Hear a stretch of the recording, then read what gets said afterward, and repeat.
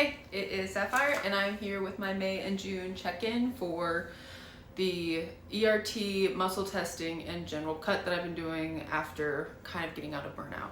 So we're just gonna jump right in because I'm gonna try to make these videos a little shorter for the monthly check-in. It's pretty much what happened in May, and then I did my check-in with my ERT and muscle testing practitioner, and what we're doing moving forward. So May into June.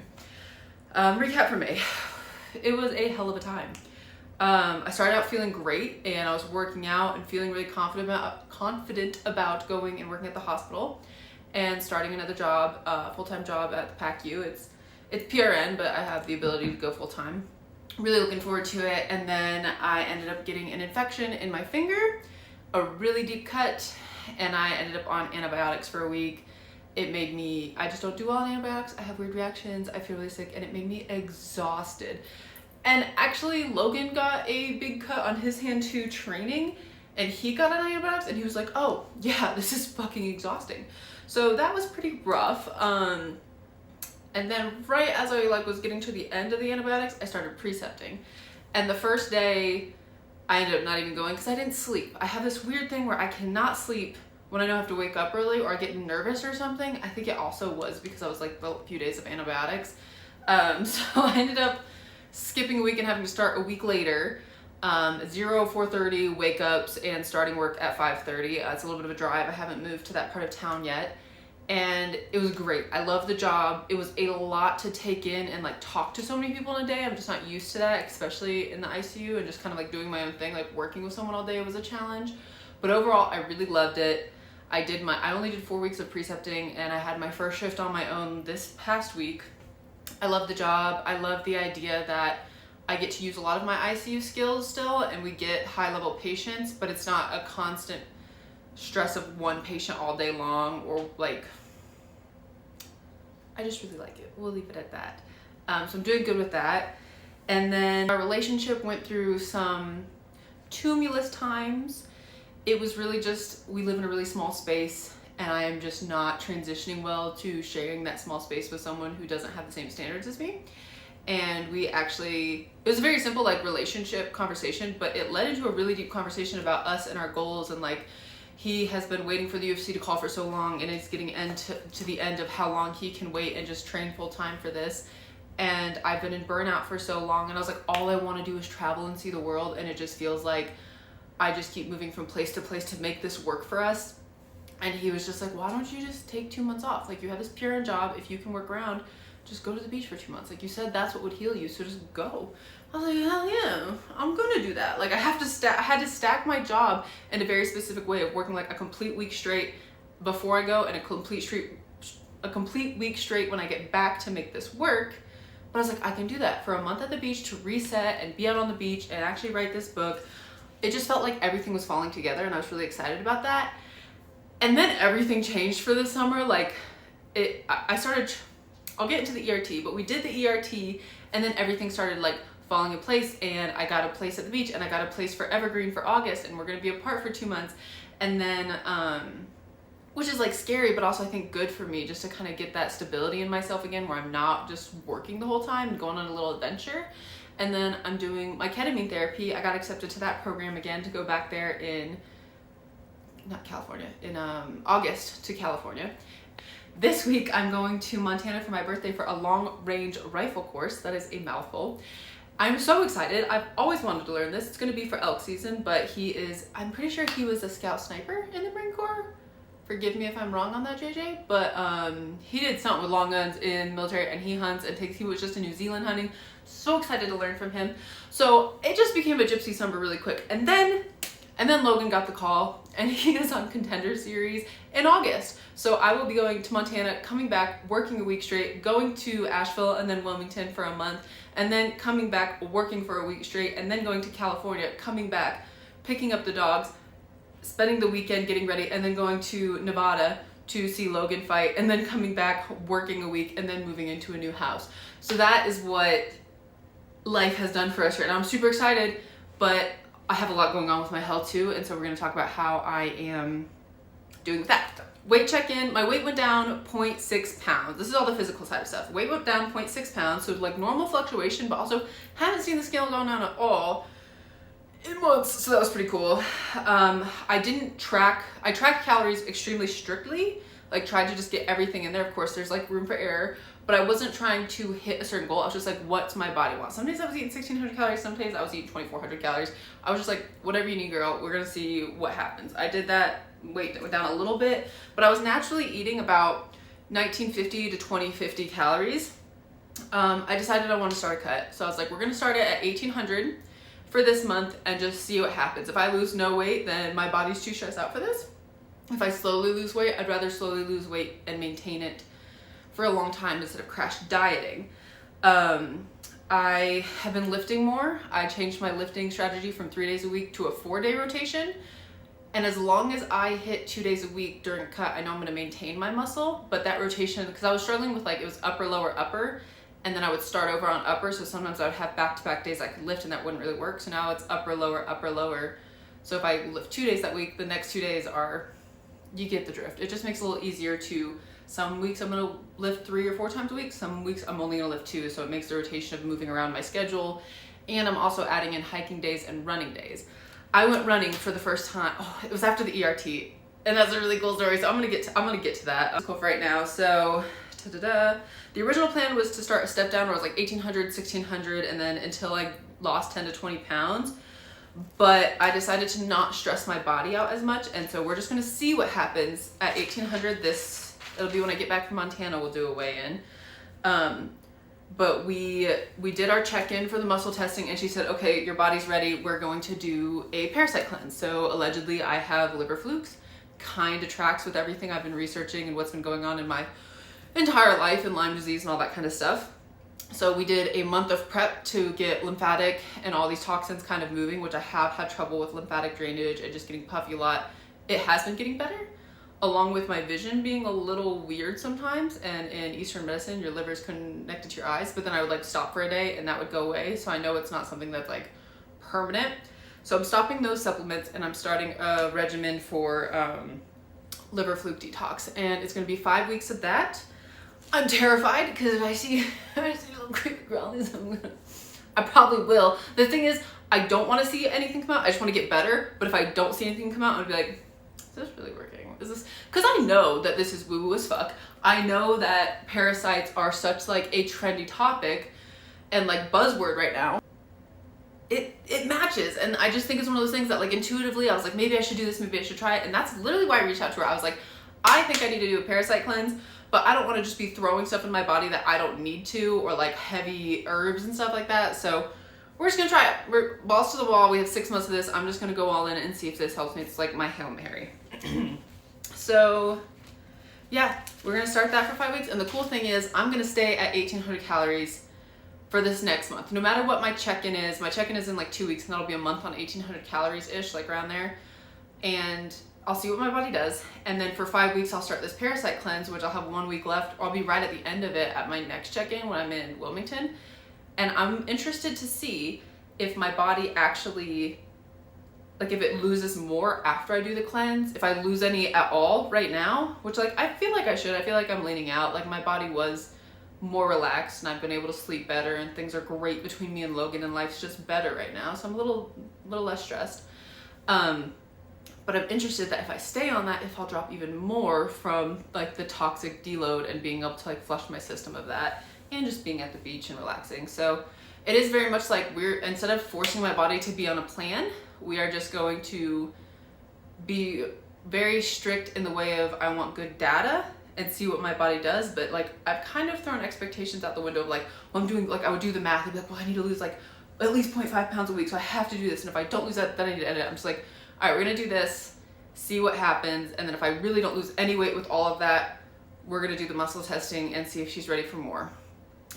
She being my body. That sounds weird to say that, but we're gonna get into the emotional side of things, and we are gonna get into the ERT, which was the emotional release technique, and what came up with that and how that kind of changed my view of myself and this whole struggle with weight loss in my body for the past few years. So that'll be part 2, or if I can edit it into one video, we'll see. I'm still learning the YouTube. Okay, we're gonna get into the emotional release technique and everything that came up with that, but I also wanted to show you my Feed Me Gems. Isn't that so pretty? I wear glitter every day I can, and they just match, and there's pearls, and they're so cute. Okay, emotional release technique. It is very woo-woo. It is very wrapped into the idea of, not the red string theory, but quantum entanglement and how someone can remotely clear your energy. And that's about as much as I'll explain about it, because that's about as much as I understand about it. Some really interesting things came up. I wrote everything down. I'm going to be reading off my script. So generational blocks or generational curses, depending on what you want to call them. I would say it's generational curses. And everything I've done with all the psychedelics, with all my witchcraft, with where life has led me, I believe my purpose is to break some generational curses my family's been dealing with a long time. It has been a deep pattern of sexual assault on my mother's side, not her, but her father and his father, and like through that line on that side of my genetics. It's deep, and it feels like it followed me in a different way. It feels like people have like slowly been breaking it. Like my mom did not do that to us at all. I do not accuse her of that. She went through that herself, but the way she spoke to me in that long fucking conversation and the way I viewed the world really set me up to be assaulted and not feel like I could say anything about it because of, my strict religious upbringing and me just being in the military. So it kind of just like set me up to go through the same thing they went through, but view it a different way that allowed me to finally fight against it. So this unsureness came up and my body instantly felt like she was going through it, and she's like, okay, I'm muscle testing and like jealousy's coming up. And I was like, you know what? Yeah, I look at other women sometimes and I feel jealous that I'm like, is it just easy for you to have a thin little body? Is it easy for you just to maintain your weight? Like people just be snacking on stuff at work or like having cupcakes, and I'm like, I can't. I get so sick, and if I did eat like that whenever I wanted to, I would gain weight so quick. Like that's just my body. And I've learned that over the years, but I feel so trapped in it, so I do think I get jealous. And then it came up about, we were talking about like this fear around weight, and I'm like, yeah, I'm so afraid that I'm just gonna gain weight and never be able to lose it. And like what's been going on this past year with me just not doing everything right and not being able to lose weight. And the fear came from my time in the Marine Corps. In the Marine Corps, I had a very strict, you have a weight requirement, like you have to be this certain weight or you can get kicked out, basically. Like long story short, you can get kicked out. So 161 pounds was my max, and I would just hover at like 157 and then bounce like back and forth no matter what I did. There was one time when I got really obsessive that I got down to like 140s, and I looked weird. It did not match my body, and that's what led to a lot of my injuries and my hip being like chronically hurt, and I was just frail because I started just starving myself. And so I had this fear though back then, because if I didn't make weight and I did get out of the Marine Corps or get kicked out of the Marine Corps, then I wouldn't get my benefits, and I had nowhere to go because I had been kicked out of my house and I didn't have a good relationship with my family, and I had no support system, no family net or safety net. So it really was like, if you gain weight, your life is over. And I think a part of me, which this also reminds me of parts work a lot in the ketamine retreat I did, like the language is very similar and it's something I can understand and kind of work through, is that the part of me is terrified of like, if you lose weight, if your body changes, you'll lose everything. But then I think there's another part of me that was like, well, you were assaulted when you gained weight, but then you lost weight and you got assaulted more. So it's safer to hold on to weight because that's when you got assaulted less. And then when you lost weight, more and more people start assaulting you. So it's just like this weird, it's like this, and it creates this tension with me. It's like, I have to lose weight. And I would like look in the mirror and have like a mental breakdown. Or I would catch a glimpse of myself and I would just like get this like intense panic. Excuse me. I would get this intense panic. And it wasn't like oh my God, I'm so ugly and I can't believe I look like this. It was like, I don't know how to describe it. It felt like a different part of me. I was like, I couldn't just look in the mirror and be like, okay, we've gained 10 pounds in the last 2 years because of all the stress we've been through. My body's hurting. I'm doing everything right. I'm working with people. I want to be better. But like 10 pounds, most other people probably didn't notice. I do though. And I understand that. I couldn't do that when I looked in the mirror. It was like complete panic. Or when I saw the number on the scale go up, complete panic. I can't even tell you how many times I would go up to the bedroom after weighing in and just break down, panic attack on Logan's chest, being like, it's always going to be like this. I'm never going to get better, blah, blah, blah, blah, blah. And that's not really like me. It was a panic attack over it. And I was like, there was this part of me that I've never been able to speak to. And so she tested if my body was ready to go into a cut and it said no. And I was like, I understand I have parasites and that could be a problem, but I've probably had these for a long time and I've lost weight in the past with them. So physically speaking, what is the issue? Like, is this a physical thing or are you just afraid? Do you not trust me? And that's what it seemed like. And Logan always talks about in his fighting, in his training, he has the higher self and lower self. And he's like, you always have to appeal to your higher self. The lower self is always afraid and will try to bring you down. And you have to look at the higher self and be like, no, I got this. Like, I am the only person that can take care of me and I have to have my own back. And so he had this way of framing it. And as I was talking to this practitioner and we were like talking about this, it kind of lined up with how he was talking. And I was like, I hear her, but I need her to trust me that I'm not going to go into a like crazy cut and then stay there for 3 years like I have in the past, or eat so little that my body can't fix injuries. And it creates anxiety and all these problems for me. That I'm doing this responsibly. I have a limit. I know my body's not made to be this tiny little thing. Like, I am a Viking bitch and proud, but I want to feel agile. I want to feel better. I want to feel good about myself. This isn't for the standards of some arbitrary thing in the military. This isn't for the standards of the male gaze. This is for me to feel good in my body, to be agile and feel faster and be better on my joints, and just, I feel better when I'm in a certain weight range, which I'm above right now. And that's a range. It's not like a specific number. I'm going to fluctuate. So mentally, I have such a better like relationship with that, but there's a part of me that's like stuck in the past. It's like, no, girl, I know where this goes. And so it's kind of like earning her trust back and talking to her. So we did the emotional release, and she also did a release with my sensitivities. Like, a lot of my sensitivities to foods come from fear, because there was a time when I was just so stressed and freaked out. Anything I ate made me react, so I just wouldn't eat anything. There's like very few foods that I eat because I'm like, no, I'll react to it, and I'll just know that, and I don't want to deal with it. So she cleared that and cleared some of this emotional stuff, and I was like, all right, I'm just gonna work on my relationship with that voice in my head or that part of me or anything, right? So I did that, and I just got really objective with her and like talking to myself, and this is just like, okay, I know there's a part of me that's afraid of this. This is my plan. I'm going to do this for a certain amount of time. I'm going to listen to you. If you like truly revolt, I understand it. I don't like it, but we'll work through that. But I want you to trust me, but I have to be able to trust you. So if I cut calories just this much, just give me a little break, lose a little weight, we're totally fine, and we'll go about this low and slow so we're both comfortable. It's not gonna be this, like, I used to cut so hard, and if I didn't lose weight, I would beat myself the fuck up and be so mean to myself, and that like, I'm not good enough and I need to work harder. So it's like coming at myself with much more understanding and curiosity. I think curiosity is the biggest thing. Like, okay, if we don't do it, then I'm just gonna figure out why, and we're gonna keep trying, and we're gonna do this in a sustainable way for both of us, like both parts of my psyche and my body. Sounds weird, again, woo-woo, here we are. But I started feeling so much better about myself and having more energy. And then there's multiple times I've caught views of me in the gym or like sent a picture to Logan, and I'm not in love with it. I'm not like, oh my God, I look so good now. But I'm just like, that's what I look like. Okay. Like, I'm doing everything I can to get better and to reach this goal I've always had for myself.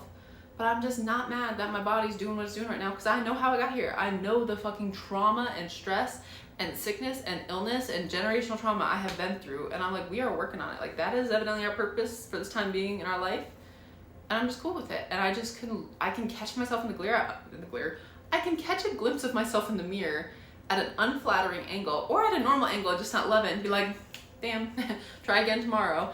And I've done check-in pictures, and I do feel like I'm looking better even though my weight's up, and I'm just like, okay, like, this is what we're working with. There was a part of me that truly would freak the fuck out and thought it was the end of the world. And speaking with that part of myself through the ERT has really helped.